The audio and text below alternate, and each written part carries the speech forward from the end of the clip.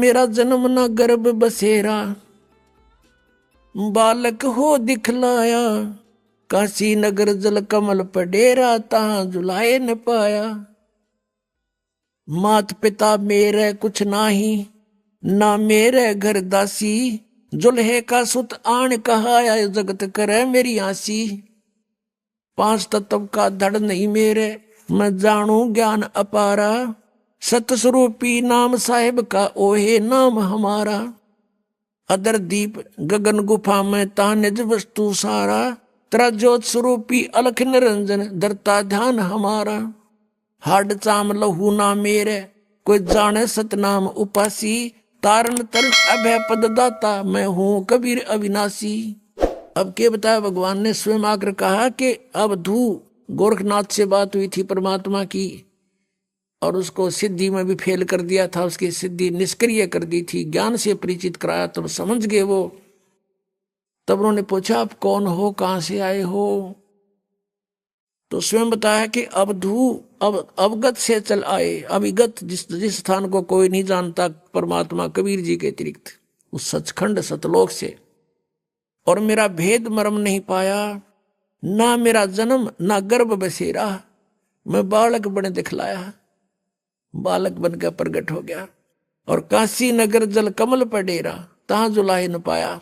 मात पिता मेरे कुछ नहीं, मेरे माँ बाप नहीं है, मेरा जन्म नहीं हुआ, और ना मैंने कोई स्त्री ग्रहण करी, मेरे घर दासी यानी पत्नी नहीं है। जुल्हे का सुत आने कहाया, जगत करे मेरी हंसी। मजाक बना रहे मेरा दानक दानक कह के। कहते थी कोई पिछली इस पुण्यात्माओं के साथ मेरे कोई वचन हुए थे, जिस कारण से मैं इनके घर बालक रूप में आया हूं। पांच तत्व का धड़ नहीं मेरा, यजुर्वेद अध्याय नंबर 40 के मंत्र नंबर 8 में कहा है कि शुक्रम अकायम सप्रियागात, यानी समर्थ सशरीर परमात्मा है सबसे पहले। और शुक्रम अकायम अवर्णम असनाविरम अपाप विदम, कबीर मनीषी स्वयंभू परिभू। ओए होए, अब यहाँ ये अज्ञानियों ने एक अकायम शब्द से परमात्मा को निराकार सिद्ध करने की चेष्टा की, लेकिन ये शुक्रम अकायम असनाविरम क्यों लिखे? और फिर स्वयंभू कहा, निराकार है तो स्वयंभू की आवश्यकता थी लिखने की, और अकायम था, अकायम शब्द लिख देते। शुक्रम अकायम असनाविरम अवर्णम, उस परमात्मा का शरीर हमारे जैसे नाड़ी आदि जोड़ जुगाड़ से नहीं बना, और पिता के संयोग से शुक्र से नहीं बनाइए। शुक्रम अकायम है, शुक्र से बना हुआ वाली काया नहीं है, नाड़ी भी नहीं उस परमात्मा के शरीर में। शरीर हमारे जैसा एक तत्व से बना, नूर से। और वो क्या है? वो कबीर मनीषी, वो कबीर परमात्मा है। मनीषी माने महाविद्वान तत्वदर्शी संत, मनीषी तत्वदर्शी संत। वो कबीर जी स्वयंभू, स्वयं प्रकट होते हैं। स्वयं प्रकट होना फिर निराकार की तरह का, जो स्वयंभू लिख दिया। और परिभू, सबसे पहले प्रकट पुरुष वो परमात्मा है, और अपनी वाणी का ज्ञान देने के लिए यहाँ प्रकट होते हैं। तो यहाँ क्या बताते हैं? अदर द्वीप गगन गुफा में ता निज वस्तु सारा। गोरखनाथ से कह रहे हैं भगवान, तेरा ज्योत स्वरूपी अलख निरंजन धरता ध्यान हमारा। क्योंकि ये आपने देखा नाथ पंथाले का आलोक निरंजन, हमारे गांव में था नाथों का डेरा है अभी भी, वो बाबा आया करता है आलोक निरंजन। अब हमने के बेरा था काल ले आंडा है, ये पता चलिया आंधे काल का नाम ले अलोक निरंजन, आटा गालियो माई। तो ये इस अलख निरंजन ने सुप्रीम पावर मान रहे हैं। परमात्मा कहते हैं तेरा ज्योत स्वरूपी अलख निरंजन धरता ध्यान हमारा। हाड चाम लहू ना मेरे, मेरा शरीर हाड चाम से नहीं है। और कोई जाने सतनाम उपासी, यानी मेरे से परिचित व्यक्ति ही उस सतनाम का जाप करने वाला मुझे पहचान सकता है। और तारण तरण अभय पद दाता मैं हूं कबीर अविनाशी। जिसान शेख तकी वो कबीर जी से ईर्षा करने लग गया, तेरी रोजी रोटी जावेगी। राजा का ज्यादा इसमें प्रेम बढ़ गया। वजीर और फकीर आपस में ईर्षा करे बिना रहा ना करे। तो बहुत ज्यादा ईर्षा करने लग गया। उसने सोची कबीर जी को नीचा दिखाऊं, अब किसी तरह कबीर जी को राजा की दृष्टि से गिरा दूं इसको। ऐसे अवसर की खोज करने लगा। एक दिन राजा सिकंदर लोधी कबीर परमेश्वर जी को साथ लेकर काशी से लौट रहे थे, बनारस से दिल्ली आ रहे थे। शेख तकी भी साथ था। एक दरिया पर पड़ाव डाला रात्रि बिताने के लिए। तो उधर से शेख तकी ने अपना बेरुखी दिखाई राजा के प्रति। राजा ने कारण पूछा तो उसने बताया कि तूने तो अब मुसलमान की छोड़कर हिंदू गुरु बना लिया, सारे मुसलमानों को कह दूंगा राजा मुसलमान नहीं है, अब हिंदू हो गया है, ये काफिर हो गया है। राजा को पता था कि इसने एक बार मुसलमानों को कह दिया सब मेरे से विमुख हो जाएंगे, मेरा राज्य जाएगा, सब इसकी मुट्ठी में है। तभी सिकंदर लोधी शेख तकी को इसलिए साथ रखता था कि कम से कम इसका मुंह चुप रहे, ये ठीक रहा रहे और सब समाज मेरे साथ रहे मुसलमान। राजा को बड़ी चिंता हुई। परमेश्वर साथ थे अलग टेंट में। राजा से पूछा कि क्या कारण है, टेंशन किस बात की। सिकंदर लोधी ने सब कारण बता दिया। सिकंदर लोधी ने कहा कि इस प्रकार ईर्षा किए हुए है। कबीर जी बोले मैं वापस चला जाता हूं। अक नहीं, आप नहीं जा सकते, कुछ भी हो। फिर सिकंदर लोधी ने फिर कारण पूछा कि आप कैसे प्रसन्न हो गए शेख तकी, कि मैं तब प्रसन्न होऊंगा जब तू जिसको भगवान कहता है, अल्लाह कहता है कबीर को, मेरे सामने कोई मुर्दा जीवित कर दे। क्योंकि सिकंदर लोधी ने स्वामी रामानंद जी जो कबीर परमेश्वर जी के गुरुजी थे, उन्होंने कोई ऐसा अपशब्द कह दिया था मुसलमानों के बारे में सिकंदर लोधी को, रामानंद जी ने। तो सिकंदर लोधी ने रामानंद जी की गर्दन काट दी थी। और वैसे लोगों की दृष्टि में, संसार की दृष्टि में तो कबीर जी के गुरुजी थे रामानंद, लेकिन रामानंद मानते थे कबीर जी को गुरुजी अपने हृदय से, लेकिन एक मर्यादा बनाए रखने के लिए वो गुरुजी बने हुए थे। तो सिकंदर लोधी ने जब गर्दन काट दी तो कबीर परमेश्वर जी ने तुरंत जीवित कर दिया था वही सिकंदर लोधी के सामने। एक तो वो देखा अपनी आंखों के सामने भगवान की लीला, और फिर अपना जलन का रोग उसका ठीक हो गया। इस कारण से वो इतना प्रभावित हो गया था। और शेख तकी को भी उसने आकर ये बताया था, हे पीर जी, ये तो अल्लाह का रूप आए हुए हैं, मेरा दर्द ठीक हो गया, सारा रोग नाश हो गया। और ऐसे ऐसे इस रामानंद जी स्वामी ने हमारे मुसलमान धर्म के बारे में कुछ गलत बोला था और मैंने इसकी गर्दन काट दी और वो सामने मेरे सामने जीवित कर दी। ये तो अल्लाह का स्वरूप है, ये तो खुद मालिक आए हैं। इस चीज तो चिढ़ गया, इतना ईर्षा करने लग गया। तो उस दिन कहता है कि मैं जब जानू मेरे सामने कोई मुर्दा जिंदा करे ये कबीर, नहीं तो मैं सब मुसलमानों को कह दूंगा कि राजा काफिर हो गया।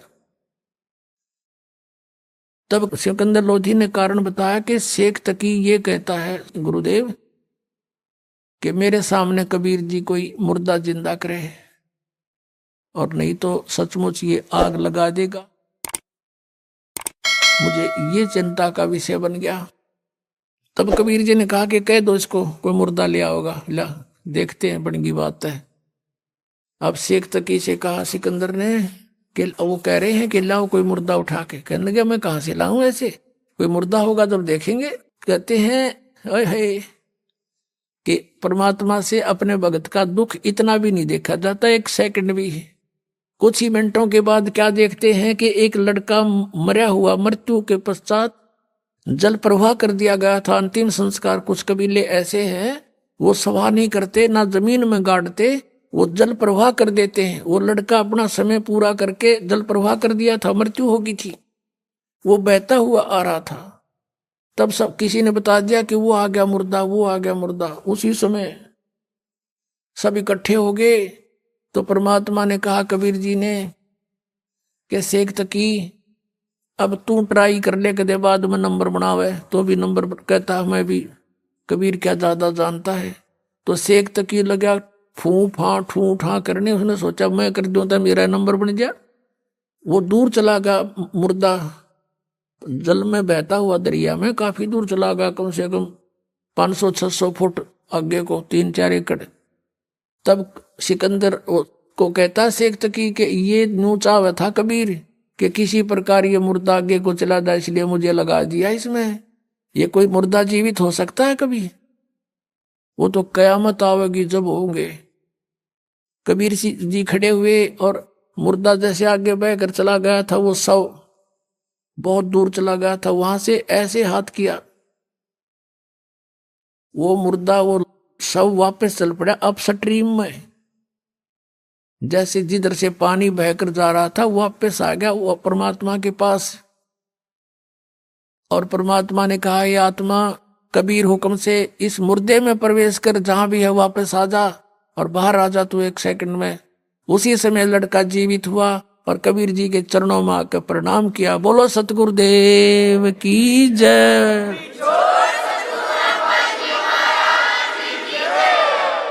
अब शेख तकी कहते दूने जो कहते हैं ना, तेल पर छींटे लगे उसके और ज्यादा ईर्षा बढ़ गई कि इसने जुल्म कर दिया, ये तो और ज्यादा हृदय में समा गया। अब उस लड़के के बारे में कहा उपस्थित लोगों ने कि कमाल कर दिया, कमाल कर दिया, लड़के का नाम कमाल रख दिया। अब वहां से दिल्ली आ गए। अब शेख तकी ने सभी मुसलमानों को इकट्ठा किया कि भी राजा तो धर्म प्रवर्तित करने वाला है, ऐसे ऐसे काफिर को हिंदू को साथ रखता है, और कुछ करो भैया। ये मुसलमान कहने लगे, बोलो पीर जी तुम जो कहोगे हम वही करेंगे, कि चलो राजा के पास। राजा के पास पहुंचे, हजारों की संख्या में लेकर सटराई कर दी उसने, तो प्रदर्शन कर दिया। राजा ने कारण पूछा, शेख तकी ने कहा कि जो तेरा तू जिसको तू लेकर आया है कबीर को, वो लड़का तो सदमे में था और वो ऐसे जीवित होना ही था, वो तो ताजा मरा हुआ था। मैं जब जानू मेरी लड़की, अब वो लड़की जो थी राबिया, वो तीसरा जन्म शेख तकी के घर पर जन्म था और वो 12 वर्ष की होकर मृत्यु को प्राप्त हो गई थी। उसका खत्म हो गया था वो जीवन मनुष्य का, आगे मनुष्य जीवन शेष नहीं था। तो शेख तकी ने अपनी मुसलमान रीति से लड़की का अंतोष्टि कर रखी थी, कब्र में दबा रखी थी। तो सिकंदर लोधी से कहा शेख तकी ने कि मैं जब जानू मेरी बेटी ने जीवित कर दे, यू कबीर इज गॉड, मैं मान लूंगा इसको, और नहीं तो हम बगावत करेंगे। अब फिर टेंशन बना दी। परमात्मा अंतर्यामी थे, वो तो सारी फड़क निकालने के लिए तो गए हुए थे। कबीर जी ने पूछा परमेश्वर ने सिकंदर जी से कि क्या हो गया राजन, कुछ मायूस नजर आ रहे हो। राजा ने सारी अपनी समस्या बताई। अब कहते हैं अपने भगत का दुख भगवान देख नहीं सकता। कहने लगा भी ठीक है, इसको कह दो शेख तकी को, आज से तीसरे दिन वह लड़की जीवित होएगी और आसपास डंडोरा पिटवा दो, प्रचार करवा दे राजा तुम, ताकि कदे 10-20 का मैं ना मानना ही सारा संसार देख ले। आसपास के बुनियादी मुनादी करा दी कि मुर्दा जीवित किया जाएगा। कबीर नाम के संत आ रहे हैं, बड़े महापुरुष पहुंचे हुए हैं। सिकंदर लोधी के जलन का रोग भी उन्होंने ठीक किया, क्योंकि राजा का रोग था, सबको चिंता थी। और वो स्वस्थ हुआ तो सब चर्चा का विषय हुए हुए थे कि वही संत आए या वही आए जिन्होंने सिकंदर लोधी का रोग नाश किया, कहा वही आए। हजारों की संख्या में व्यक्ति वहां इकट्ठे हो गए। उस निश्चित समय पर कब्र को फुड़वा दिया गया, राजा भी उपस्थित है, सब मुसलमान भी हिंदू भी पता नहीं कितने को वहां इकट्ठे हो गए, और लड़की का शव कब्र के अंदर है। तब परमेश्वर ने कहा कि शेख तकी अब तू कर ले कोशिश, कर दे फिर नंबर बनावे। तो और उपस्थित जन कहने लगे, जी जय शेख तकी के पास कोई जंतर मंत्र होता, अपनी बेटी ने कौन मरण दे, ये तो पहले ही कर लेता, आप ही करो कुछ। अब परमात्मा ने कहा कबीर जी ने कि हे शेख तकी की बेटी जीवित हो जा, वह जीवित ना हुई। दूसरी बार फिर कहा कि हे शेख तकी की बेटी जीवित हो जा, नहीं जीवित हुई। तो शेख तकी ने भंगड़ा पा दिया, नाचे कूदे, देखो पकड़ा गया ढोंगी का ढोंग, देखो देखो कुछ नहीं हो सकता इससे। तीसरी बार परमात्मा ने फिर कहा, वह नहीं जीवित हुई। तब परमेश्वर ने कहा कि शेख तकी थोड़ी शांति रख, अखोरी शांति, पकड़ा गया तेरा ढोंग, देखो पाखड़ देखो पाखड़। तब परमात्मा ने कहा, हे जीवात्मा जहां भी है तू, कबीर हुक्म से वापस आ, प्रवेश कर बेटी के शरीर में, बाहर आ जा। 2 सेकंड में सारा शरीर कंपने लगा। लड़की उठ के परमात्मा के चरणों में दंडवत प्रणाम किया। बोलो सतगुरुदेव।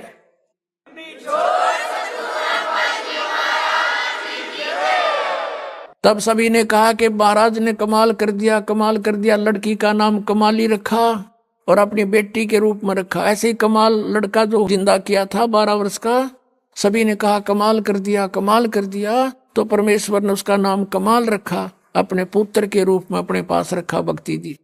अब वो लड़की जब जीवित हुई, परमेश्वर ने कहा बेटी जा तेरे पिता के साथ में, और उधर से उसको पिछले अपने जन्मों की चेतना दे दी। परमात्मा ने अपने आशीर्वाद से उसकी बुद्धि खोल दी, दिव्य दृष्टि खोल दी।